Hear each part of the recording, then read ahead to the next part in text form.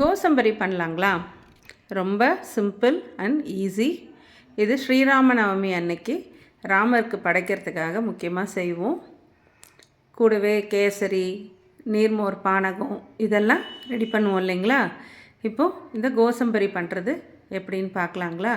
அதுக்கு ஒரு கைப்பிடி பைத்தம்பருப்பை நல்லா தண்ணியில் ஊற வச்சு அரை மணி நேரம் ஊற வச்சா போதும், நல்லா ஊறிடும்.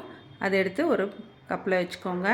கொஞ்சம் பொடியாக நறுக்கின கீரைக்காய், கொஞ்சமாக துருவின தேங்காய், அதிலே ஒரு பொடியாக நறுக்கின பச்சை மிளகாவும் கொத்தமல்லி, உப்பு, இவ்வளோதாங்க. இதெல்லாம் போட்டு கலந்துருங்க.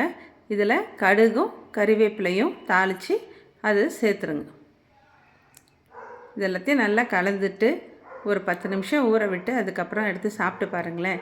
ரொம்ப ருசியான ஹெல்த்தியான கோசம்பரி ரெடி.